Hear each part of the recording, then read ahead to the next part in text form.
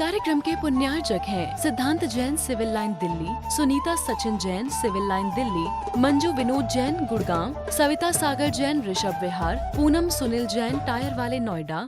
सभी को सादर जय जिनेंद्र। समय सार ग्रंथादि राज का मंगलाचरण प्रारंभ होने जा रहा है। सभी स्वाध्याय प्रेमी अपने दोनों हाथों को जोड़ करके मंगलाचरण को सुने, पढ़ें और उसके मर्म को समझने का प्रयास करें। बंदितु सब सिद्धे ध्रुवे मचले मणो भवम गदिम पते बोछामि समय पाहुड मिणे मोसुद केवली भणिदम। यह ग्रंथादि राज का मूल मंगलाचरण है, जो आचार्य कुंद देव के द्वारा लिखा गया है। ग्रंथ का मंगलमय शुभारंभ मंगलाचरण के माध्यम से होता है। टीकाकार का मंगलाचरण अलग है और मूल ग्रंथकार का मंगलाचरण अलग है। यह मंगलाचरण अद्वितीय है। मंगलाचरण 3 प्रकार के किए जाते हैं। ग्रंथ के आदि में, ग्रंथ के मध्य में और ग्रंथ की समाप्ति के अवसर पर ही मंगलाचरण किया जाता है। मंगलाचरण क्यों किया जाता है? शिष्टाचार का पालन करने के लिए, नास्तिकता का परिहार करने के लिए, विघ्नों का निवारण करने के लिए, पुण्य की प्राप्ति के लिए और उपकार को याद करने के लिए। मंगलाचरण की 2 विधियां कही गई हैं। एक व्यक्तिवाचक मंगलाचरण होता है, एक होता गुणवाचक।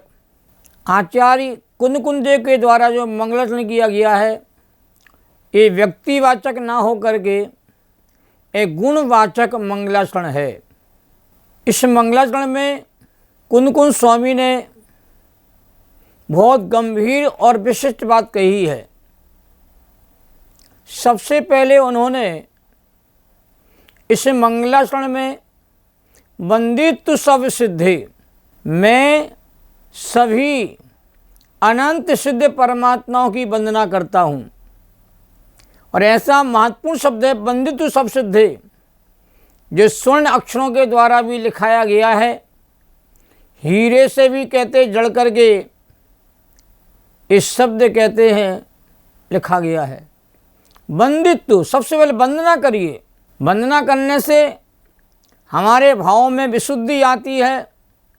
जब भावों में विशुद्धि आती है वंदना करने से, तुम अपने लक्ष्य को आसानी से प्राप्त कर लेते हैं। पहला काम ही सबका है वंदितु सब सिद्धि, मैं सभी सिद्धों की वंदना करता हूँ। लोक में अनंत सिद्ध परमात्मा है और अनंत सिद्ध परमात्मा की एक साथ वंदना मंगलाचरण के माध्यम से यहाँ पर की जा रही है। सिद्ध परमात्मा जैसा ही प्रत्येक आत्मा का स्वभाव है। सिद्ध समान सदा पद मेरो, ऐसा सब लोगों ने सुना होगा। सिद्ध परमात्मा के समान ही हम सबकी आत्मा है। जैसा सिद्ध भगवान का स्वरूप प्रकट हुआ है, वैसा हमारा आपका सबका सिद्ध स्वरूप है। और एक सिद्ध भगवान की वंदना नहीं की गई है, सभी सिद्ध भगवान की वंदना की गई है। भगवान एक नहीं है, भगवान अनेक हैं। दुनिया में कहा जाता है कि एक भगवान है और ये भगवान के नाम अलग अलग होते हैं और अलग अलग लोग भगवान को याद करते हैं।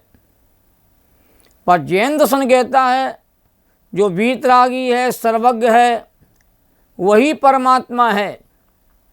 और ऐसे परमात्मा अनंत हैं। परमात्मा के दो भेद किए गए, सकल परमात्मा, निकल परमात्मा। अनंत भगवान को सकल परमात्मा कहा गया है और सिद्ध भगवान को निकल परमात्मा कहा गया है।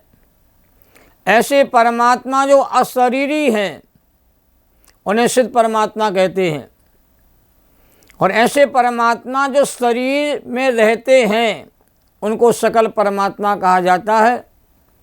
सकल परमात्मा को देखा जा सकता है चक्षु आदि इंद्रियों के माध्यम से, पर निकल परमात्मा, सिद्ध परमात्मा को सिद्ध अवस्था के रूप में कोई देखने में सक्षम नहीं है। और कवियों ने यहाँ तक कहा है, सिद्ध समान ना जाने आपा, ताहे तोई लागत है पापा। जो अपने आत्मा को सिद्ध परमात्मा के समान नहीं जानता है, ऐसे जीवों को ही पाप लगता है। हमारा स्वरूप, हमारा स्वभाव, हमारी सामर्थ्य, हमारी योग्यता, हमारी शक्ति सिद्ध परमात्मा के समान है। तभी हम सब लोग सिद्ध परमात्मा बनने का उपाय समय सार ग्रंथादि राज के माध्यम से जान रहे हैं और समझ रहे हैं। हम किस प्रकार से ग्रंथ को पढ़ेंगे, इसकी भी एक प्रक्रिया है।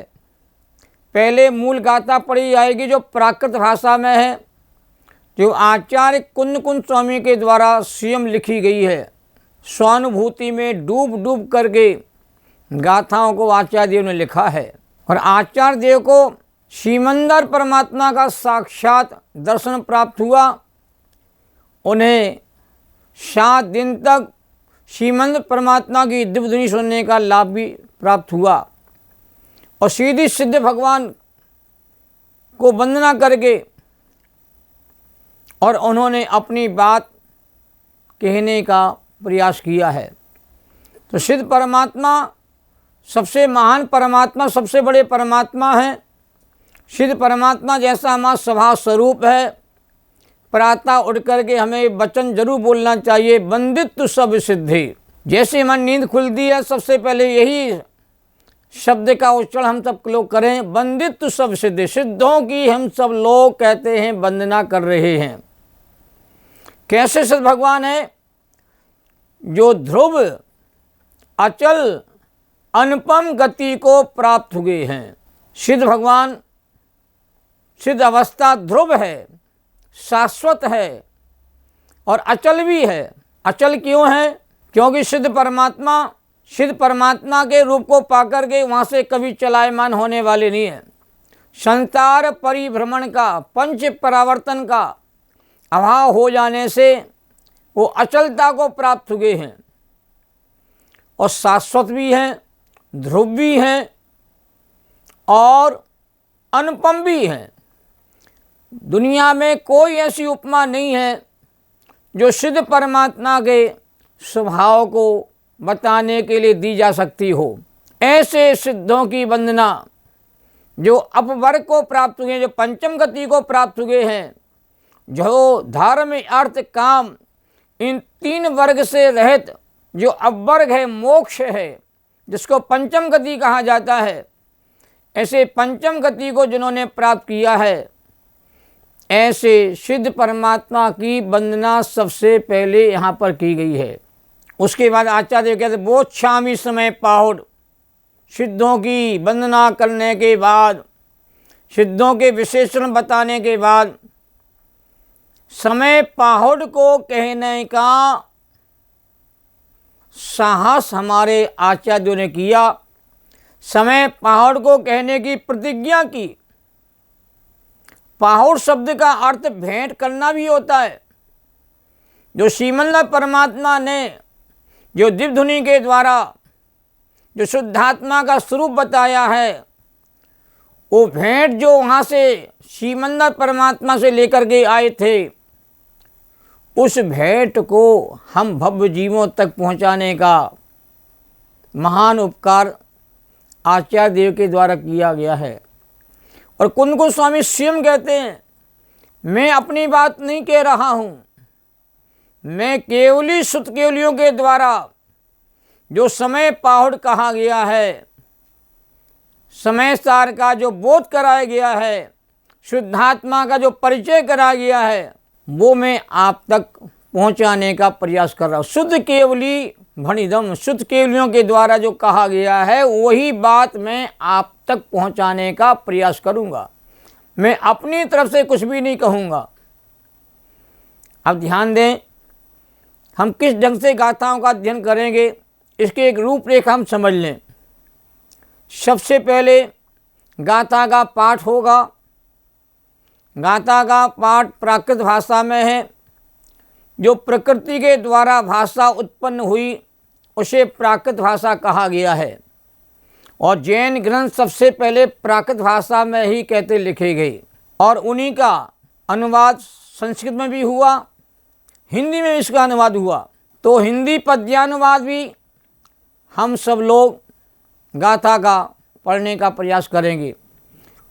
ध्रुवे अचल अनुपम सिद्धि की, कर वंदना में सुपरहित, ये समय प्रावृत कह रहा श्रुत केवली द्वारा कथित। ये हिंदी में पद्यानुवाद है।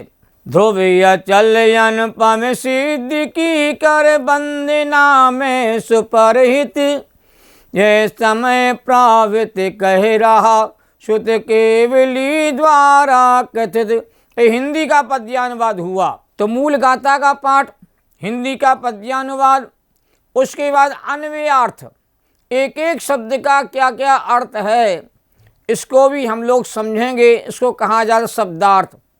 समय सार का ज्ञान करना है या किसी भी ग्रंथ का ज्ञान करना है तो आपको शब्दार्थ क्या है ये जानना होगा, आगमार्थ क्या है ये जानना होगा, भावार्थ क्या है ये भी जानना होगा, न्यायार्थ क्या है ये भी जानना होगा, और मतार्थ क्या है ये भी जानना होगा।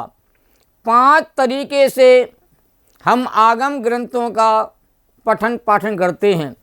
तो समय सार संपूर्ण जैन वाङ्मय का सिरमौर ग्रंथ है, बेजोड़ ग्रंथ है। इसमें डुबकी लगाने के लिए हमें गहराई में जाने का प्रयास करना होगा। तो आचार्य कुंदकुंद देव कहते हैं, मैं ध्रुव माने शाश्वत, अचल माने जो कभी चलायमान नहीं होती है। संसार परिभ्रमण के काल में ही जीवात्मा की अवस्थाएं चलायमान होती हैं। संसार परिभ्रमण का अंत हो जाने के बाद पंच परावर्तन का भाव हो जाने पर अचल अवस्था को भगवान प्राप्त हो जाते हैं। जैसन स्वामी ने इसका पाठांतर में अमल शब्द भी किया है, जो 3 प्रकार के कर्म के मल से रहित हो गए हैं, तो उन्होंने अमल शब्द भी कहते दिया हुआ है। और अणोपम माने अनुपम गति को, अनुपम गति कैसी होती है, पंचम गति को अनुपम गति कहते कहा गया है। 4 गतियां संसार की हैं और मोक्ष को, सिद्ध के रूप को पंचम गति कहा जाता है। पंचम गति स्वभाव के आश्रय से प्रकट होती है, स्वरूप के आश्रय से प्राप्त होती है, और 4 गतियां पर के आश्रय से, पर के निमित्त से होती हैं। पत्ते माने प्राप्त हुए, सब सिद्धे माने सभी सिद्धों को, जो अनंत सिद्ध परमात्मा है, सिद्धालय में विराजमान है। वंदित्व माने नमस्कार करके, ओ माने हे भव्य जीवो, शुद्ध केवली भणिदम, केवली शुद्ध केवलियों के द्वारा जो कहा गया। इन माने इस समय पाहुड़ माने समय प्रावृत को कहूँगा। तो आचार्य देव ने मंगलाचरण में समय पाहुड़ को कहने की प्रतिज्ञा की है, और वह समय पाहुड़ कहेंगे जो केवली शुद्ध केवलियों के द्वारा कहते कहा गया है, जो अनादि अनिधन, जो श्रुत का रूप चला आ रहा है, जो केवली भगवंतों के द्वारा कहा गया है, शुद्ध केवलियों के द्वारा कहा गया है, उसी को आचार्य देव यहाँ पर कहने वाले हैं। समय सार दिव्य धुनि का अंश है, दिव्य धुनि का सार है।